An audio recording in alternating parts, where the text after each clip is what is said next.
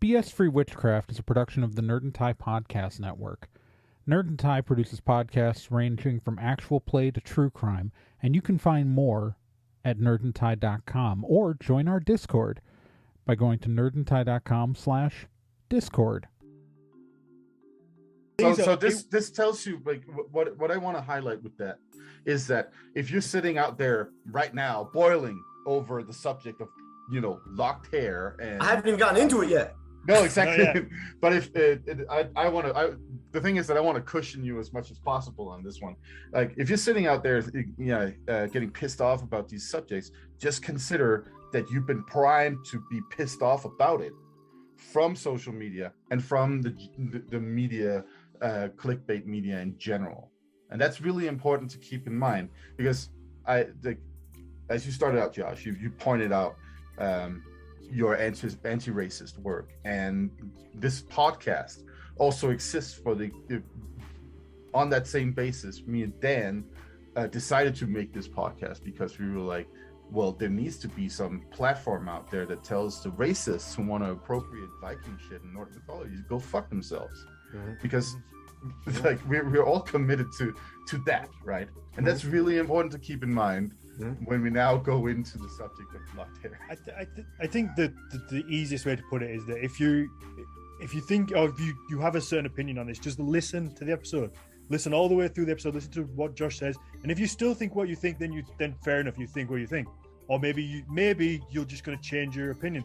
But either way, you don't have to get upset or angry or attack anybody. Like, it doesn't have to ever go to that. Whatever happened to just having conversations, and then maybe you just disagree on it and you go your own way, and that's it, and everybody's fine. It doesn't have to become this huge area of conflict, but everything seems to do with it.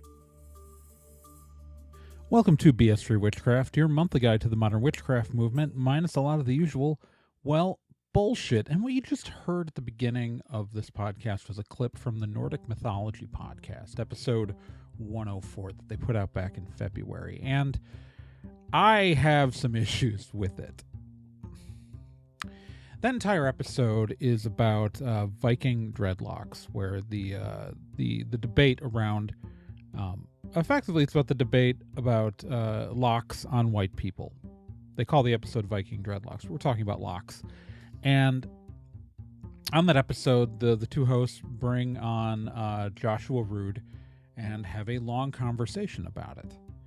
And what drives me nuts about that episode is that into this discussion, they immediately dismiss any concerns that people voice about these topics, or any anger that's seen on these topics, as just social media and this polarizing thing. And I'm going to tell you, the language on social media isn't perfect, but the outrage that they're dismissing is usually that of minorities. It's black people. They're dismissing the outrage of black people. And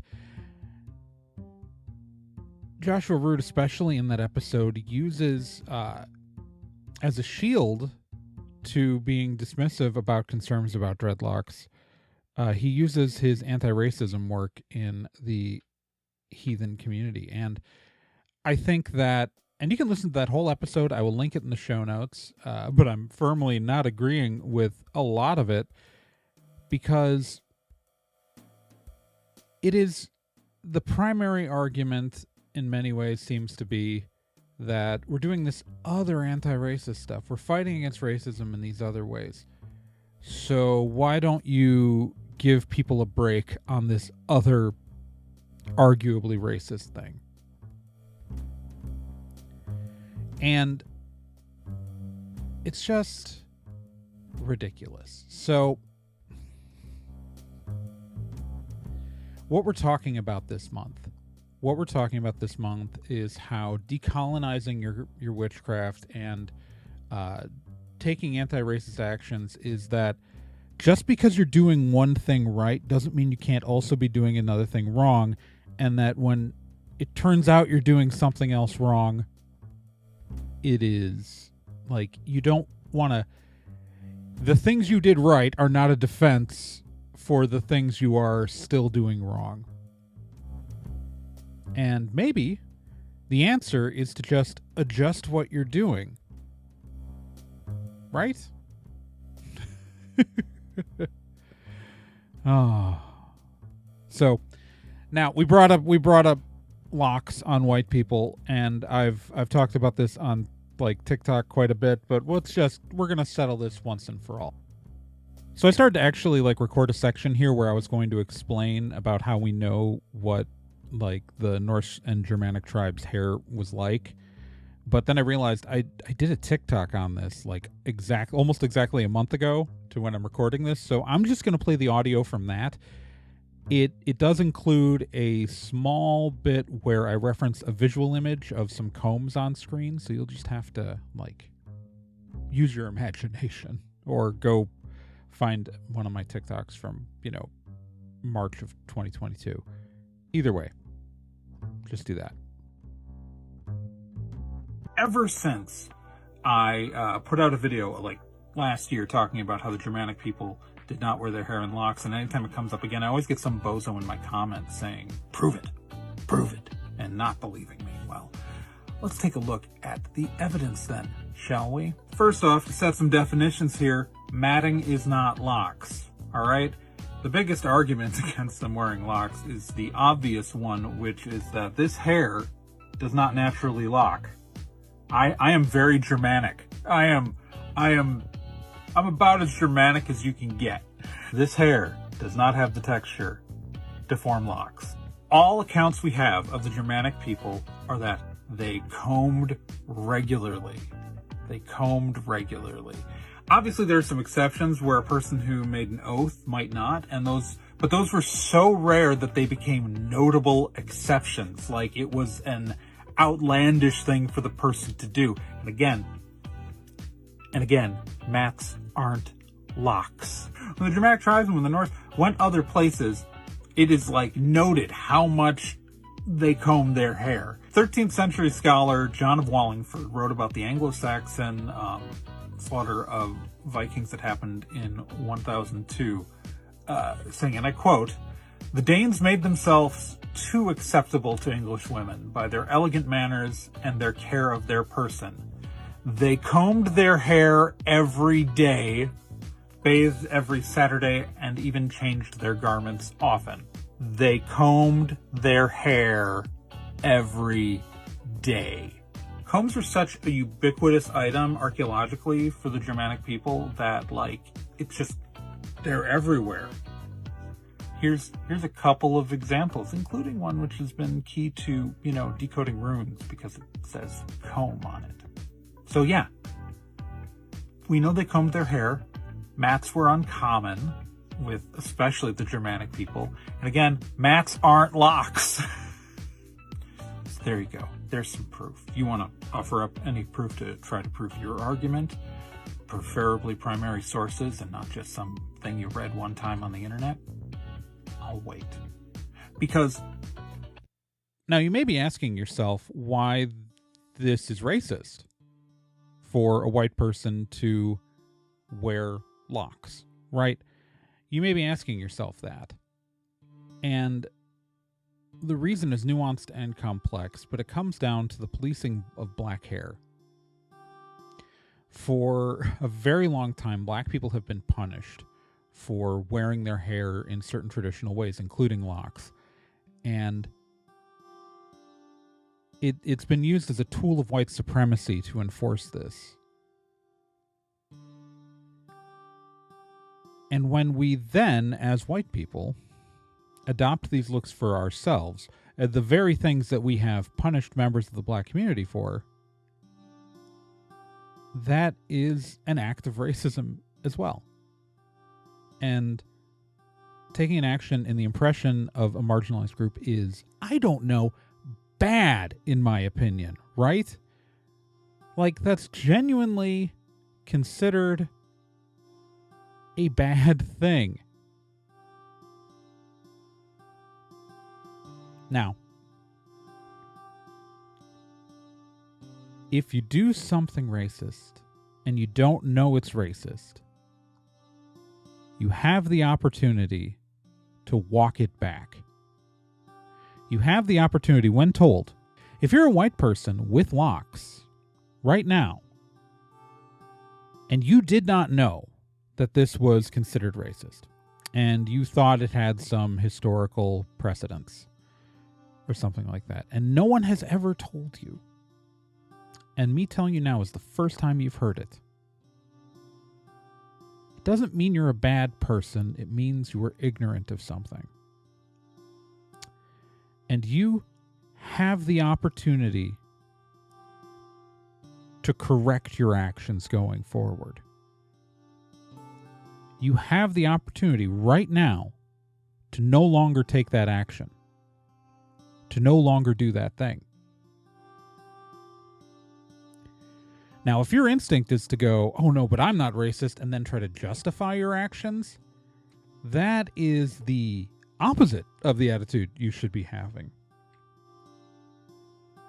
Like, I'm not saying that every person who ever accuses everyone of everything is always right, but you should always at least look into what you're doing, right? Like, there are people on the internet who will claim that, like, tarot was a closed practice, which it isn't, and things like that, but there are times when something is closed. And so you just don't do it. And I know it sounds like I've been focusing a lot on hair and locks right now, because I have been.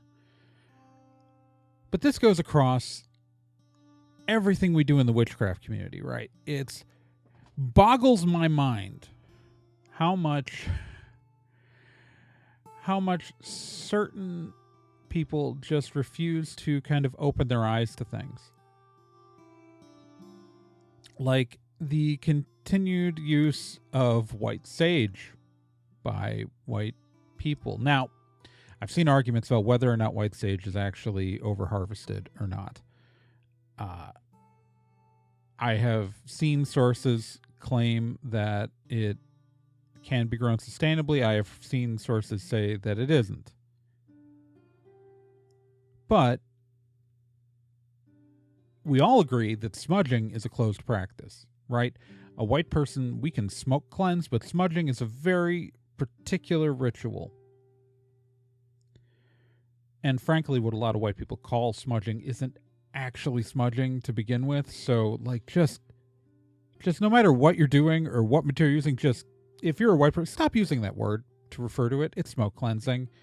Stop claiming that you're smudging. Secondly, now, white sage. I argue that there are just other herbs you can equally use.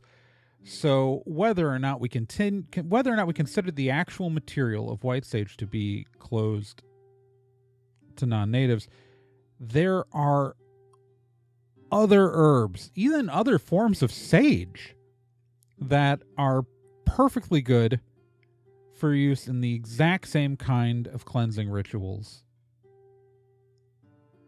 So since there is this one material which it is hard for a lot of the native practitioners to get a hold of themselves and might be over-harvested, why not use one of the other things instead?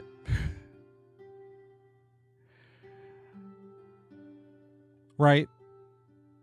Like, if white sage was a material that was abundant and easily accessible to all, I would probably say it's probably fine to use as a material as long as you're not using it to smudge. But since arguably it is hard for a lot of the people who are part of effectively religious traditions that we, again, this goes back to this thing. The United States government specifically punished Native Americans for practicing their traditional religions for a very, very, very long time. Like, we outright banned their practice of religion, and yeah, it violates the First Amendment, but, you know, I don't know if you've noticed this, but racists in charge often don't really care if they're violating the rights of minority groups. the history of the world, if not America specifically. So when white people then go and take something that a minority group was oppressed for and use it for themselves, that's bad. I feel like I have to keep explaining that really basic things are bad.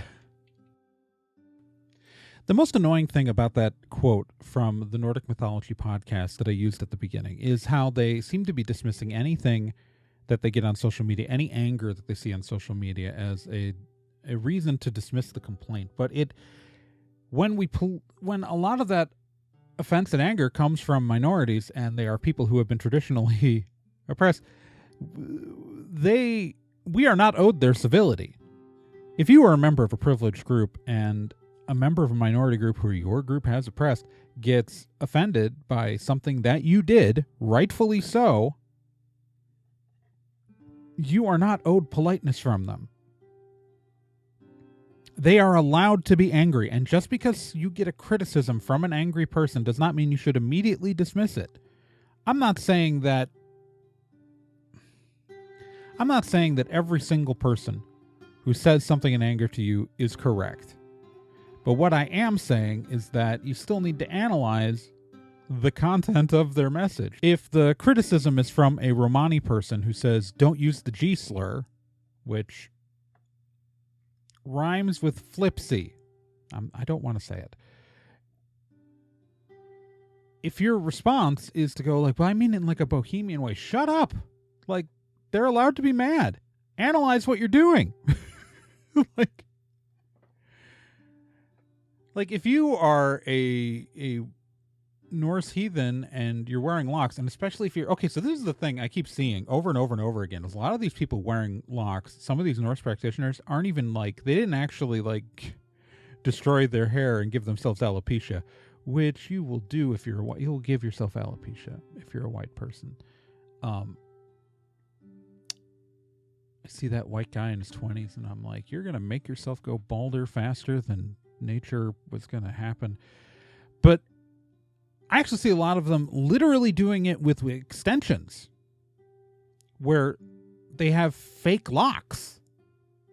And that's not just like one. I literally kept seeing it repeatedly. And it's ridiculous. It's literally a costume. If you're literally wearing it as a costume, that's so much worse.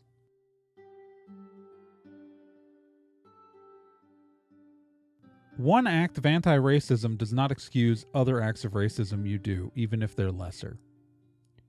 But doing something out of ignorance does not make you a bad person. It does mean, though, that you did something wrong.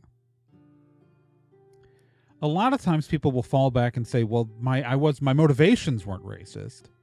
That's great. That's good. That you're motivated, that you just accidentally did something racist, but you still did something racist. Like, I myself have done many things.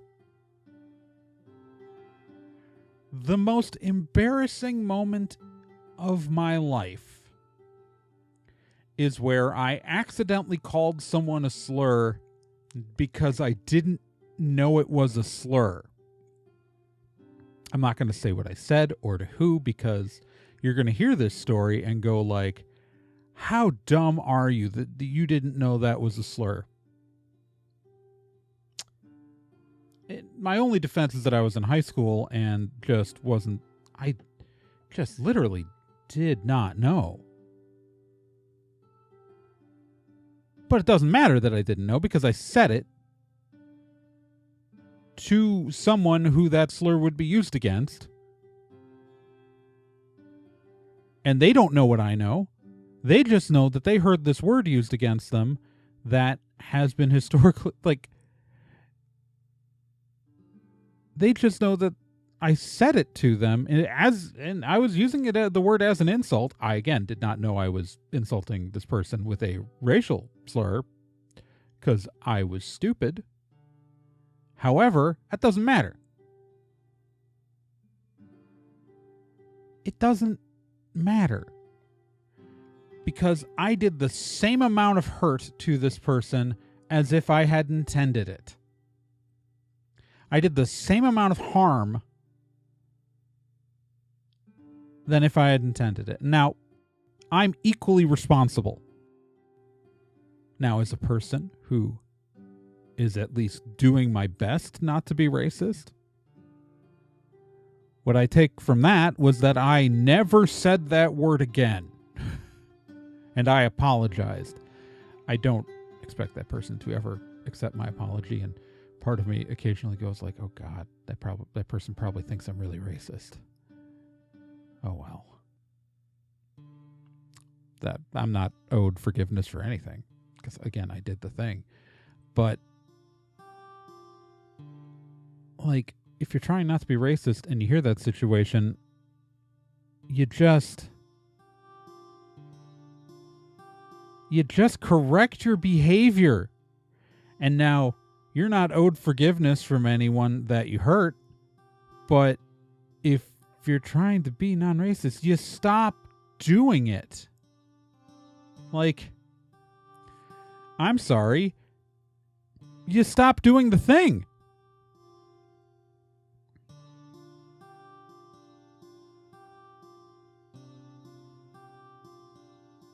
It's not hard to stop doing the thing.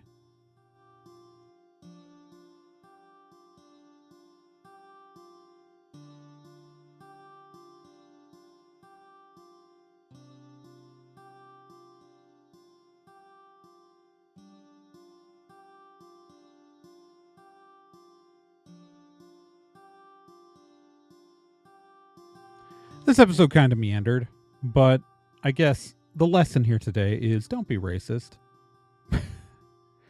And decolonize what you're doing. And when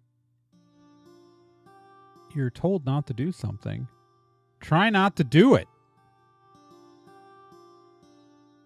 It's not hard, guys.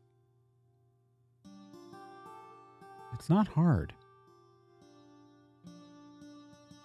Anyways, thank you guys for joining me for yet another month on the show. Please remember that this show is brought to you by the lovely patrons like yourself via my Patreon, which you can find at patreon.com/TRAEGORN. And I'd like to always thank these patrons who are at the $10 tier of Stephanie Graves, Mary Stoll, Lindsay Dosey, Bruce Norville, Courtney, Amber Schmidt, An Echo of Truth, Kaichi, and Claire Dennis. If you would like to support the show, that is the best way. Even just giving us $1 a month for the show will give you access to these episodes like a whole week early. And if you can't afford to support the show, I understand. It is times are tough, but just consider sharing the show on social media and to all your friends and just force them to listen to it over and over and over again. Especially if they're a white person with dreadlocks. This episode especially. Oh, yeah. Anyways, remember, you can follow the show on social media. On Tumblr, I'm traegorn.tumblr.com. I'm on Twitter at twitter.com/traegorn. I'm on TikTok at traegorn, in which you'll find sometimes whole ideas that end up as episodes like months later. Also, you can follow the show on Facebook at facebook.com/bsfreewitchcraft. Remember, on Facebook, please only go after the official page. Just keep that in mind. Remember that we are a part of the Nerd and Tie Podcast Network, and real fun that the Nerd and Tie Podcast, which I don't actually talk about all that much, is if you're listening to this in your Patreon patron, you're hearing it before we do it. But if you're listening to this on the regular feed, we just released it within the last week. Is that we did a live show at No Brand Con 2022 in the Wisconsin Dells on April 23rd. And that episode should be out and on the feed by now. And so if you want to hear what it sounds like when we record a podcast in front of a live studio audience, that's what that is. Who knows how it went, because I'm recording this before we do it. I'm recording this like a few days earlier than I normally would for this podcast because I have to get out of town to go do that thing. So, yeah. With that, Magician, sorry this episode's a bit of a mess. I'm a bit of a mess. I will be much better next month. Trust me. Much more focused and much more sane, I think. I don't know. I'll talk to my Magician friends in another month. I think. I don't know. Like I'm just having a whole time here, guys.